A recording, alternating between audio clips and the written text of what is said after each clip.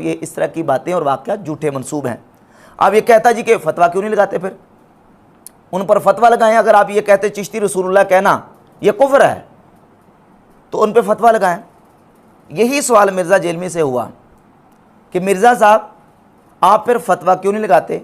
تو مرزا پتہ کیا کہتا؟ مرزا کہتا جی اس میں احتمال ہے اتنے پرانے بزرگ ہیں تو ہو سکتا ہے کہ ان کی طرف لوگوں نے جھوٹی باتیں منسوب کر دی ہوں۔ عبارت پہ فتویٰ لگاتے ہیں، اور پھر اس میں یہ بھی چانس ہوتا ہے جو بہت پرانا بزرگ ہو سکتا ہے اس کی طرف کوئی بات منسوب کر دی گئی ہو۔ ہم نے اس لیے پکڑی ہوئی ہے کہ ان کے جو پیچھے چل رہے ہیں نا لوگ، وہ تو کہتے ہیں یہ انہی کی باتیں آن کرتے ہیں، تو پھر ہم کو کہتے ہیں پھر ٹھیک ہے، پھر تمہاری پبلک کو ہم بتائیں گے اور بزرگوں سے جان چھڑائیں گے۔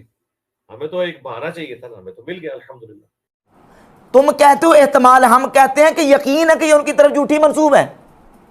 اگر تم اس بنیاد پہ خواجہ معین الدین اجمیری رحمۃ اللہ پہ فتویٰ نہیں لگاتے، ان کو کافر قرار نہیں دیتے کہ ہو سکتا ہے ان کی طرف جھوٹی منسوب کر دی ہو، تو یہی تو ہم کہہ رہے ہیں، ہو نہیں سکتا ہے۔ میں ثبوت پیش کر رہا ہوں کہ ان کی طرف جھوٹی باتیں منسوب کی گئی ہیں اور یہ واقعہ ان کی طرف جھوٹا منسوب ہے، اور یہ جہاں جہاں واقعہ موجود ہے یہ واقعہ اتنا اضطراب کا شکار ہے، کہیں میں کچھ، کسی میں کچھ، کسی میں کچھ ہے۔ خود مرزا جیلمی نقل کر رہا ہے تو مختار کاکی کے نام لے رہا ہے، اور اس حاشت میں اس میں یہ واقعہ موجود ہے خواجہ معین الدین چشتی اجمیری کی طرف منسوب ہے۔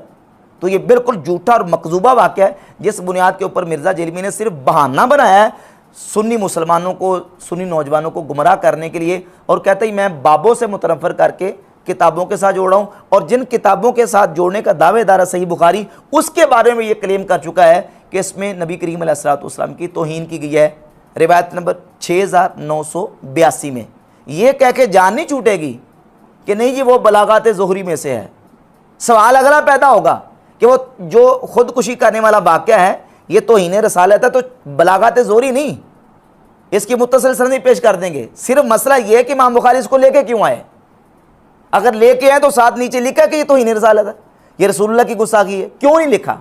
پھر تم نے یہ کہا ہے کہ دارالسلام کو کہ اس کو نکال دو، اس کو چھاپنا بند کر دو۔ سارا زور اور سارا غصہ صوفیہ اور تصوف کی کتابوں کے اوپر کیوں ہے؟ پھر اسی طرح مرزا جیلمی نے سیدنا